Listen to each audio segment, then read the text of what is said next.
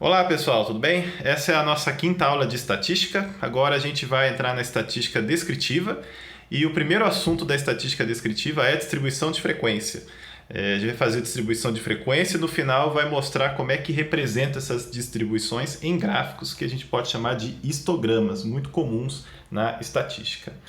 Uma das funções da estatística descritiva é encontrar padrões dentro desse volume de dados que a gente coleta numa pesquisa, tá? Então, uma pesquisa ela pode coletar dados com muitos elementos e às vezes é difícil você bater o olho e conseguir identificar algum padrão neles, né? Encontrar a média, encontrar o que é mais, o que é menos, qual é a variabilidade desses dados, né? Então a estatística ela traz ferramentas para que a gente consiga enxergar padrões dentro desses dados todos que a gente está coletando, desses dados numéricos que a gente coleta, tá? Então, uma forma simples de encontrar padrões é fazer agrupamento dos dados, tá? A gente pode agrupar os dados em intervalos de classe e esses intervalos eles vão formar uma distribuição de frequência, tá? Essa distribuição de frequência ela vai mostrar então quantos elementos existem dentro de cada classe, tá? Pode ser uma tabela, pode ser um gráfico, tá? E o que a gente define por frequência de uma classe? É o número de elementos que aparece dentro dessa classe numa contagem que está sendo feita. Lembrando que a gente usa dados discretos para fazer essa distribuição de frequência, não são dados contínuos, tá? Então, por exemplo, podem ser números inteiros, tá? Números inteiros correspondem a dados discretos quando a gente está fazendo, por exemplo, uma contagem do número de pessoas, número de objetos ou número de qualquer outra coisa. Considerando isso, a gente tem aqui em cima um exemplo de uma tabela que mostra a distribuição de frequência de um fenômeno qualquer. A gente fez aqui uma divisão em 6 classes, tá? Você pode ver que essas classes, todas elas são representadas pelo seu limite inferior e pelo limite superior. Então, começa lá no limite inferior, que é o menor número dentro da classe, e o limite superior, que é o maior número dentro da classe. A gente tem também a largura da classe, que corresponde à distância entre os limites inferiores ou então superiores de duas classes consecutivas. Então, a gente pode olhar aqui, por exemplo, a distância entre os limites inferiores das classes de 1 a 6 é 5, de 6 a 11 é 5, de 11 a 16 também é 5. A gente pode ver que são intervalos iguais que são utilizados. Então, a largura da classe ela é sempre a mesma, tá? Você pode dizer a largura da classe é 5, né? Todas as classes terão essa mesma largura. Outra definição que a gente traz aqui é o de amplitude, tá? A amplitude diz respeito aos dados. Então você compara a maior entrada com a menor entrada e você tem a amplitude pela diferença entre elas. Então se a menor entrada nesse caso aqui for 1, quer dizer, o valor 1 é o menor valor que a gente encontra nesses dados, e o maior valor for 29, a amplitude vai ser 29 menos 1, o que vai dar 28, tá? Então, a amplitude é uma coisa que a gente vai ver muito na estatística, né? Que é sempre o maior subtraído pelo menor. Vamos dar um exemplo aqui. Esse exemplo foi extraído do livro Estatística Aplicada, que a gente está referenciando aí no final de todas as aulas. O conjunto de dados amostrais a seguir lista o número de minutos que 50 usuários da internet gastam na rede durante sua mais recente sessão. Construa uma distribuição de frequências para 7 classes. Então, o número de classes que você precisa dividir já está dado. Você pode escolher. Você pode querer dividir isso aqui em 3 classes, 4 classes, 8 classes, 9 classes. O importante é ter uma distribuição que depois seja legível, né? Que você consiga entender o que está nesses dados, né? Que tenha uma resolução suficiente para você encontrar algum padrão também. Tá? Então aqui são dados que foram coletados, né? Você foi vendo lá um por um quantos minutos que eles ficavam na internet. Aí o primeiro cara que você viu ficava 50, o segundo 40, 41, 17, 11 minutos. E aí você vê que esses números vão sendo registrados de maneira desordenada. Então, uma das coisas que você pode fazer é ordenar os dados, tá? Você coloca esses dados em ordem, que aí fica mais fácil fazer todas as demais operações, tá? Isso aqui para todos os procedimentos estatísticos vai ajudar bastante. Então, você vai do menor até o maior. Então, começa lá pelo 7, aí teve mais um que deu 7 também, você coloca lá no início, 11, 17, 17, 18, 19, vai colocando tudo isso aí em sequência, tá? Fez isso, você agora vai definir a amplitude. Tá? Então, para a gente fazer essa divisão em classes, a primeira coisa que a gente tem que fazer é descobrir qual é a amplitude, para aí você poder fazer a divisão de classes em intervalos iguais. Tá? Então a amplitude nesse caso aqui deu 79, né? A gente pegou os dados aqui, o maior valor deu 86, é o último aqui da fila, o menor valor deu 7, subtraindo 86 com 7 deu 79. Tá? Então a gente pegou essa amplitude, que é o maior menos o menor, e vai pegar essa amplitude na sequência e dividir pelo número de classes que você vai usar. Poderia ser por 5, por 6, por 8, por 9. Aqui no caso é 7, né? O exercício ele pediu 7. Então você pega essa amplitude, o maior menos o menor, pega o resultado, divide por 7, tá? Que é o número de classes em que você vai dividir. Você viu aí que deu um número quebrado, deu 11,29. Não tem problema, você pode arredondar esse número e aí o arredondamento é feito para cima. Tá?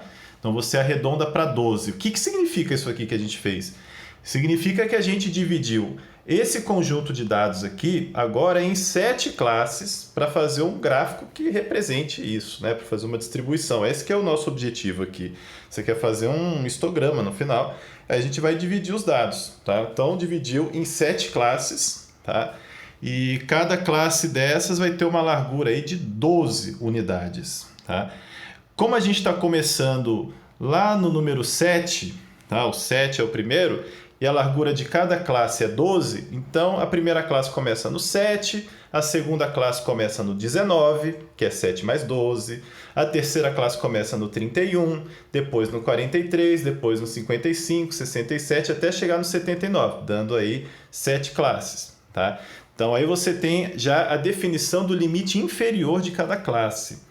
Depois a gente vai definir o limite superior de cada classe. Como é que você faz? Bom, você pega ali a primeira classe e vê qual é o limite inferior da próxima. Né? Então a próxima começa no 19, então o limite superior da primeira vai ser 18, porque aqui você está trabalhando com valores discretos, né? Com números inteiros, nesse caso aqui.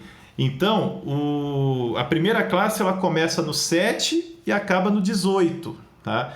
Para saber o limite superior das demais, você soma 12 novamente. Né? Então, a primeira acabou no 18, a segunda vai acabar no 18 mais 12, 30. A terceira vai acabar no 30 mais 12, 42, 54, 66, 78, até chegar no 90. Aí a gente vai conseguir fazer essa divisão de classes e contar qual é a frequência de ocorrências dentro de cada classe, né? Dentro de cada classe, quantas entradas apareceram. Então, na primeira classe lá, que está entre 7 e 18, você viu ali que aparecem 6 ocorrências. Tá? Na segunda classe, que começa no 19 e acaba no 30, apareceram aqui 4, 8, 10 ocorrências, né? Já tem mais. E aí você vai contando um por um até montar uma tabelinha como essa aqui. Tá? Então, nessa tabelinha você organiza os dados de acordo com a sua frequência. Tá? Então, a gente tem de 7 a 18, 6. De 19 a 30 apareceram 10. Ou seja, que, quantos minutos que os usuários usam. Né? Como que a gente pode entender esse gráfico aqui? Então, 6 pessoas respondem que usam de 7 a 18 minutos, que usaram de 7 a 18 minutos a internet na sua última vez, né, o seu último acesso. 10 pessoas falaram que foi entre 19 e 30. 13 pessoas entre 31 e 42, e daí por diante. Né? E lá no final, 2 pessoas só que usaram 79 até 90 minutos. Tá vendo aqui no finalzinho que tem um sigma, essa letrinha grega aqui? Isso aqui significa somatório, tá? Então, o somatório de todas as frequências é o número total de entradas. Então, no caso aqui, deu 50. Tá?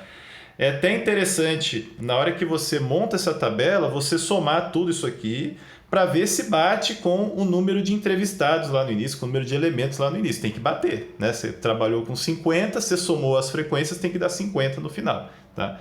Então, isso aqui é uma maneira da gente checar esses dados. Bom, após fazer essa distribuição de frequências, você pode incluir algumas características adicionais que vão ajudar a dar um melhor entendimento dos dados, tá? Então, por exemplo, você pode definir para cada classe um ponto médio, tá? Quer dizer, onde que é o meio de cada classe. Então, na primeira classe lá, você pega o primeiro valor, o valor inferior, né, o limite inferior da classe, soma com o limite superior da classe, divide por 2, quer dizer, você está tirando a média deles, né? Está pegando o menor e o maior valor de cada uma dessas classes e tirando a média. Tá? Essa é uma das descrições que você pode tirar aí também desse conjunto de classes. Tá?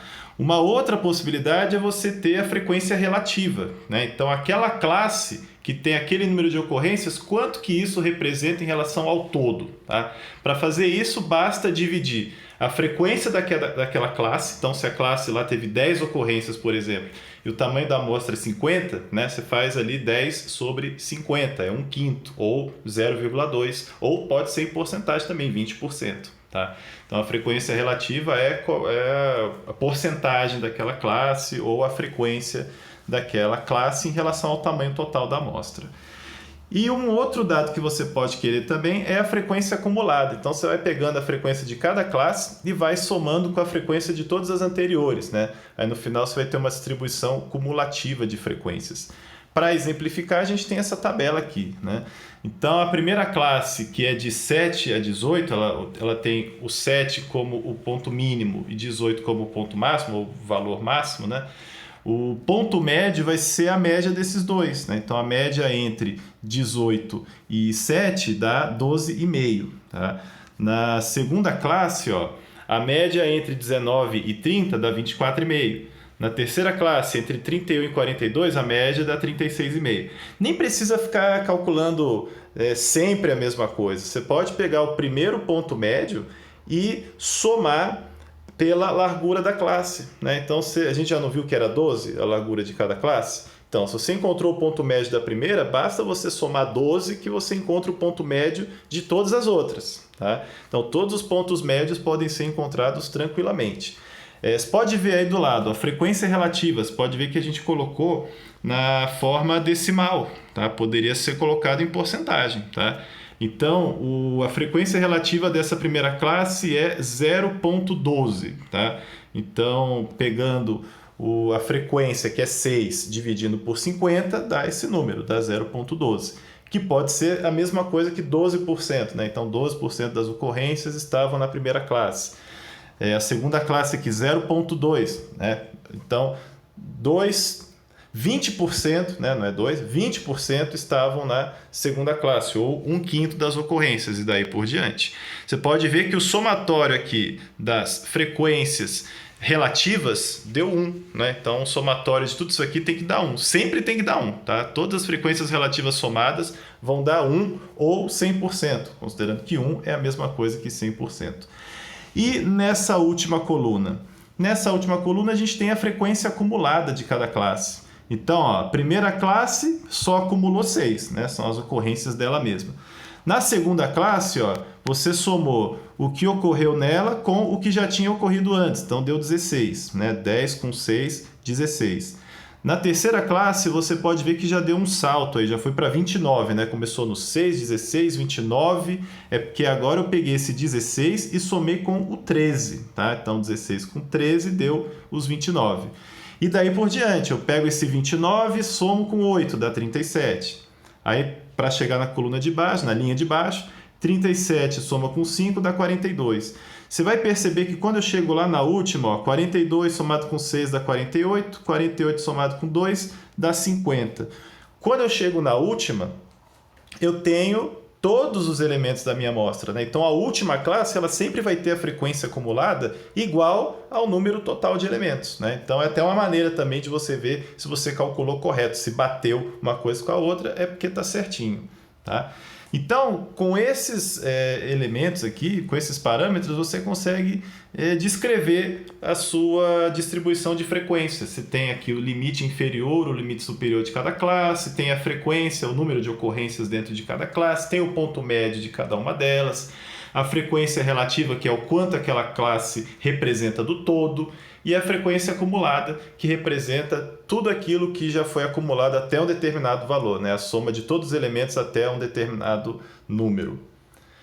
Bom, usando esses dados, é possível montar um histograma, uma representação gráfica simples desses dados, né, que a gente obtém e que a gente organiza nessa distribuição de frequência.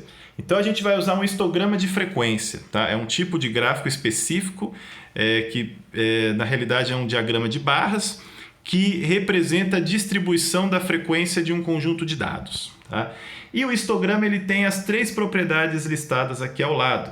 Primeiro, a escala horizontal é quantitativa e ela mede os valores dos dados, tá? Então, nesse caso aqui, eu tenho as classes representadas nesse eixo horizontal, que é o eixo X, que é o eixo das abscissas, tá? Então, aí eu coloco os valores relacionados às classes, tá? A escala vertical, ela mede a frequência dentro de cada classe. Então, a altura da barra ela vai ser proporcional ao número de elementos que aparece dentro de cada classe. Tudo bem? Então, no eixo horizontal são os valores das classes. No eixo vertical, no eixo das ordenadas, a gente tem as frequências das classes, no eixo Y, né, que é o eixo vertical. E uma característica do histograma é que as barras consecutivas elas devem ser encostadas umas nas outras.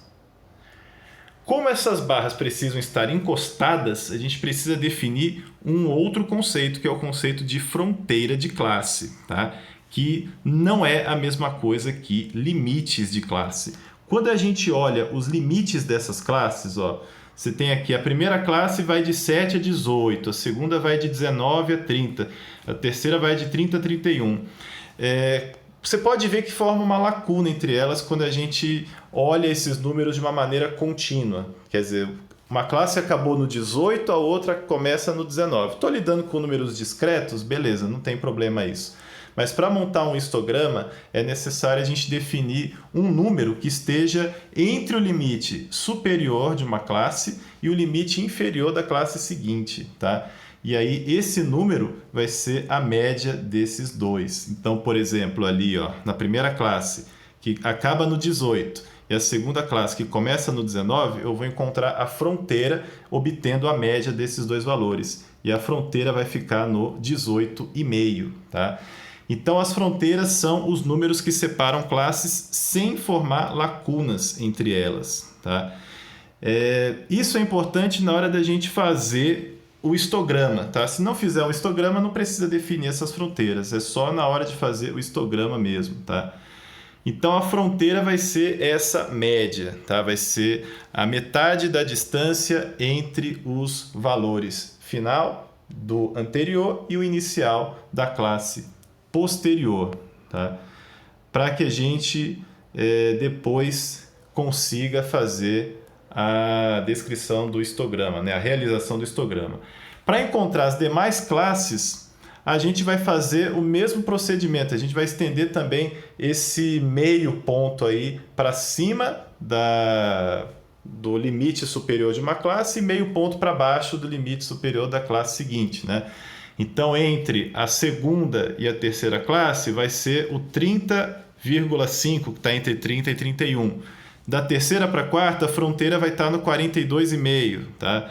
Depois no 54,5, 66,5. Você pode somar 12 também, né? É uma outra maneira que é possível fazer para chegar nessas fronteiras, né? Igual a gente fez com o ponto médio. Você pode encontrar a primeira e somar pela largura correspondente a cada classe. Para no final a gente chegar nesse gráfico aqui, ó.